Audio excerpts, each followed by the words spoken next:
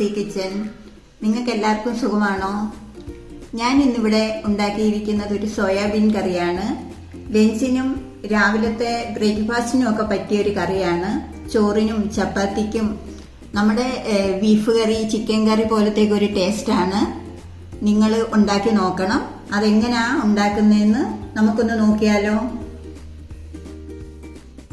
Soybean കറി വെക്കാൻ നമുക്ക് ആദ്യം ഒരു പാത്രം അടപ്പേ വെച്ചിട്ട് നമുക്ക് അതിനകത്ത് ഒരു 2 കപ്പ് വെള്ളം ഒഴിക്കണം. എന്നിട്ട് നമുക്ക് ഗ്യാസ് ആക്കാം. അതിലെ കുറച്ച് ഉപ്പിടണം.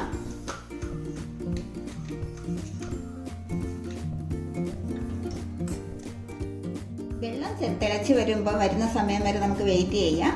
വെള്ളം തിളച്ച് വരുമ്പോൾ സമയത്ത് നമുക്ക് ഈ സോയാബീൻ ഇതിനകത്ത് ഇടണം.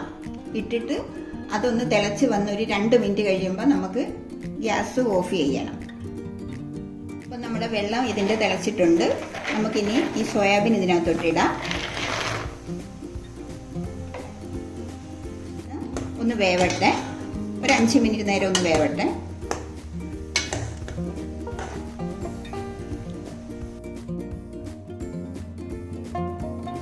ഇതിപ്പോൾ നന്നായിട്ട് തിളച്ചിട്ടുണ്ട്. ഒരുവിധം ഇത് വെന്തിട്ടുണ്ട്. നമുക്കിനി ഇതിനകത്തുനിന്ന് ഇത് കോരി വേറൊരു പാത്രത്തിലോട്ടാക്കാം.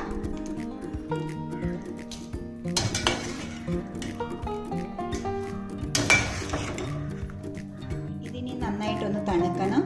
എന്നിട്ട് നമുക്കിത് പിഴിഞ്ഞ് ഇതിൻ്റെ വെള്ളമെല്ലാം കളഞ്ഞിട്ട് മാറ്റി വയ്ക്കണം. ഇതിൻ്റെ ചൂടെല്ലാം പോയിട്ടുണ്ട്. നമുക്കിനി ഇത് പിഴിഞ്ഞ് ഇതിൻ്റെ വെള്ളമെല്ലാം കളഞ്ഞ് ഒന്ന് ഫ്രൈ ആക്കി എടുക്കാം.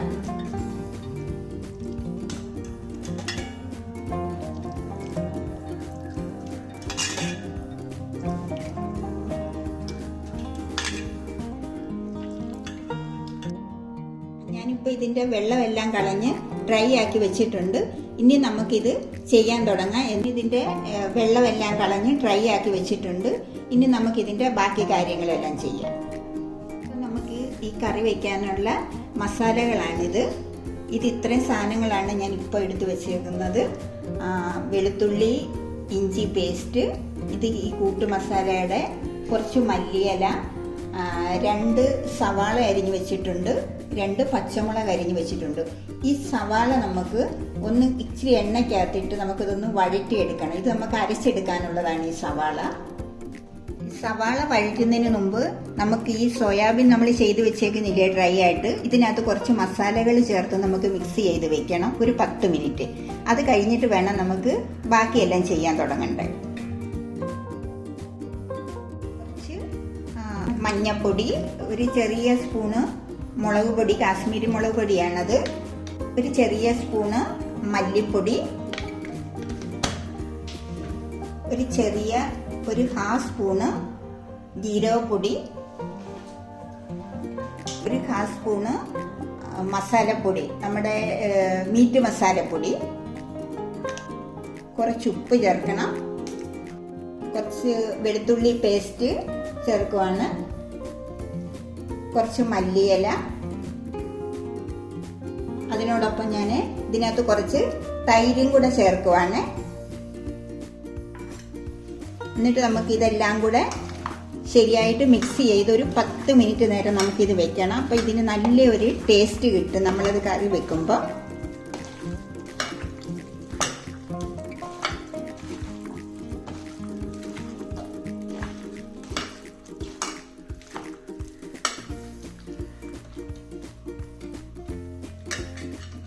ഇങ്ങനെ ഇതൊരു 10 മിനിറ്റ് നേരം നമുക്കിത് സ്റ്റോക്ക് ചെയ്ത് വെക്കണം. ഇതിൻ്റെ മസാലയൊക്കെ ഇതിലൊന്ന് പിടിക്കാൻ വേണ്ടി.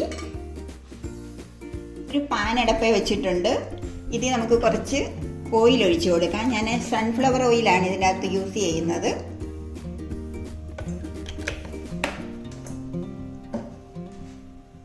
അപ്പം എണ്ണ നല്ലവണ്ണം ചൂടായിട്ടുണ്ട്. നമുക്ക് ഈ അരിഞ്ഞു വെച്ചേക്കുന്ന സവാള ഇതിനകത്തോട്ട് എടുത്തിടാം.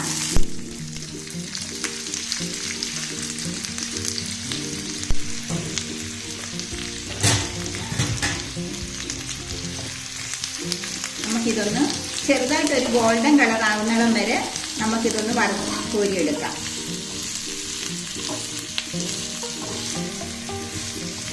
ഒത്തിരി അങ്ങ് വറുത്ത് പോവണ്ട, ഒരു ചെറിയ ഗോൾഡൻ കളർ ആവണം. അതിൻ്റെ ഒരു പച്ചമണമൊക്കെ ഒന്ന് മാറണം സവാളയുടെ.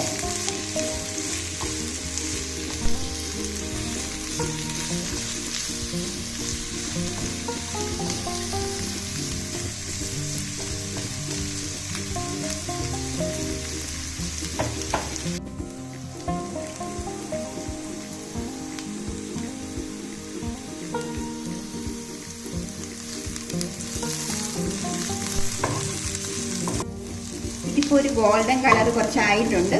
നമുക്കിനി ഇത് ഗ്യാസ് ഓഫ് ചെയ്തിട്ട് ഇതൊന്ന് തണുക്കാൻ വെക്കാം.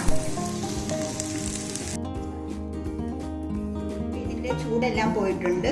നമുക്കിനി ഇത് ഒന്ന് അരച്ചെടുക്കാം.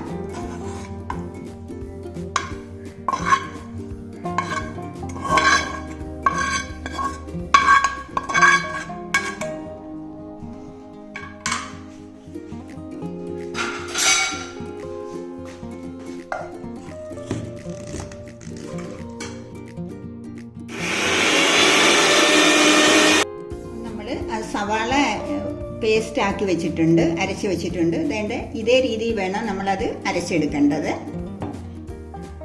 നമ്മൾ ബാക്കിയുള്ള കറി വെക്കാനുള്ള തുടങ്ങാൻ പോവാണ്. ഒരു പാത്രം ഞാൻ വെച്ചിട്ടുണ്ട്.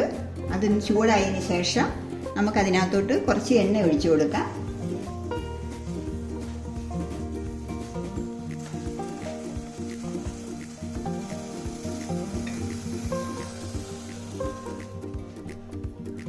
കുറച്ച് എണ്ണ ഒഴിച്ചു കൊടുക്കുവാണ്.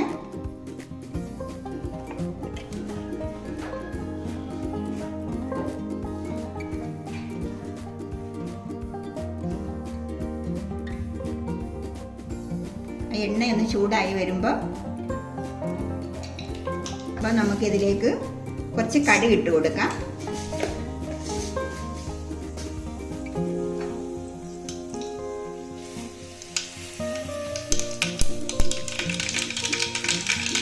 കുറച്ച് ജീരകം ഇട്ട് കൊടുക്കാം.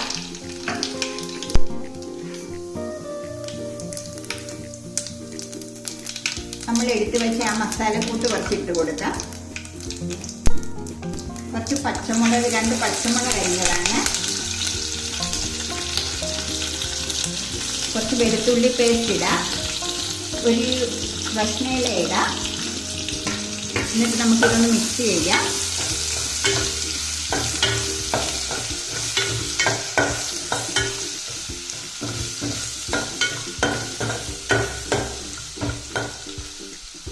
ഇനി ഇതിനകത്തോട്ട് നമ്മൾ അരച്ച് വെച്ചേക്കുന്ന സവാളയുടെ പേസ്റ്റ് ഇല്ലേ, അതിട്ട് കൊടുക്കാം.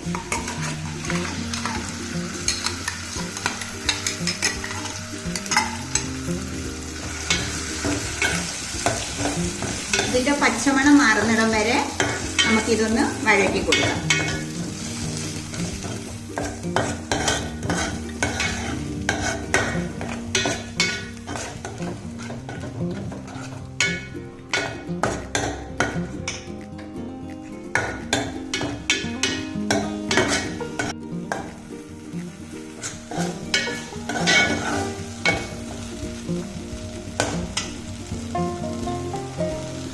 നമുക്കൊരു 1/2 സ്പൂണ് മുളക് പൊടി ചേർക്കാം. സാധാ മുളക് പൊടിയാണത്. മഞ്ഞൾപ്പൊടി ചേർക്കാം. ഒരു ചെറിയ സ്പൂണ് മല്ലിപ്പൊടി ചേർക്കാം. എന്നിട്ട് നമുക്കിതെല്ലാം കൂടെ ഒന്ന് ജോയിൻ ചെയ്യാം.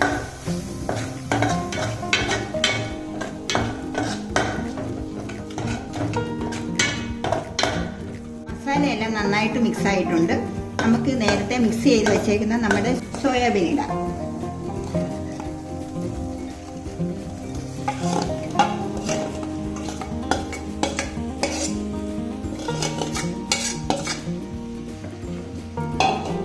മിക്സ് ചെയ്യാം. ഇപ്പൊ ഇതിനകത്ത് വെള്ളം ഒഴിക്കരുത്. ഒരു 2 മിനിറ്റ് നേരം ഇത് ഡ്രൈ ആയിട്ട് തന്നെ ഇത് മസാലയ്ക്കകത്ത് കിടന്നൊന്ന് വേവട്ടെ. എന്നിട്ട് നമുക്ക് കുറച്ച് വെള്ളം പിന്നീട് ഒഴിക്കാം. ഇതിപ്പോൾ ഒരുവിധം ഡ്രൈ ആയിട്ടുണ്ട്. ഇതിനകത്ത് ഇനി നമുക്ക് ഇതിന് വേകാനുള്ള ആവശ്യമായിട്ടുള്ള വെള്ളം ഒഴിച്ചു കൊടുക്കാം.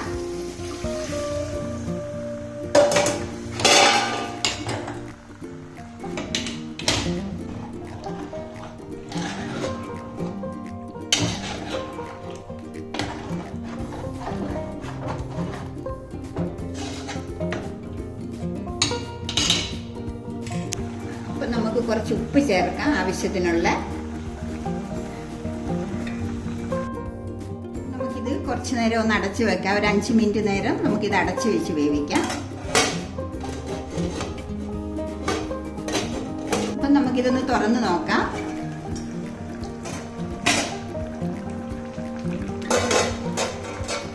തുറന്നപ്പം നല്ലൊരു മണം വരുന്നുണ്ട്.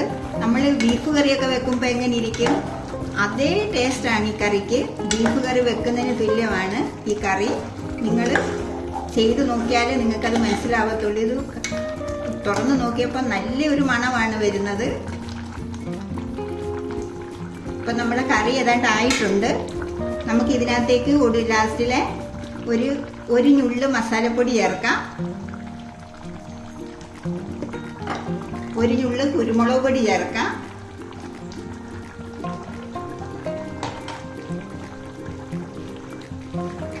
കുറച്ച് മല്ലിയില ചേർക്കാം.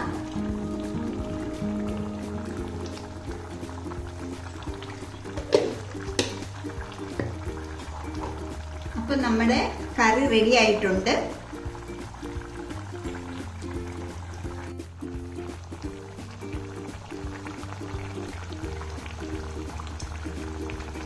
നമ്മുടെ സോയാബീൻ കറി റെഡി ആയിട്ടുണ്ട്. നമുക്ക് ഉച്ചക്കത്തെ ചോറ് കഴിക്കാൻ ഇതിൻ്റെ വേറെ ഒരു കറിയുടെ ആവശ്യമില്ല. ഈ ഒരൊറ്റ കറി മതി. അത്ര ടേസ്റ്റാണ് ഈ കറിക്ക്. നിങ്ങൾ എല്ലാവരും ചെയ്തു നോക്കണം, എങ്കിലേ നിങ്ങൾക്ക് ഇതിൻ്റെ ടേസ്റ്റ് മനസ്സിലാവത്തുള്ളൂ. എല്ലാവരും എൻ്റെ വീഡിയോ കാണണം, എല്ലാവരും സബ്സ്ക്രൈബ് ചെയ്യണം. എൻ്റെ വീഡിയോ ഇഷ്ടപ്പെട്ട് കഴിഞ്ഞാൽ കമൻറ്റ് ചെയ്യണം, ലൈക്ക് ചെയ്യണം. നിങ്ങളുടെ സപ്പോർട്ട് എനിക്ക് വേണം. പുതിയൊരു റെസിപ്പിയുമായിട്ട് നമുക്ക് നാളെ കാണാം. ബൈ.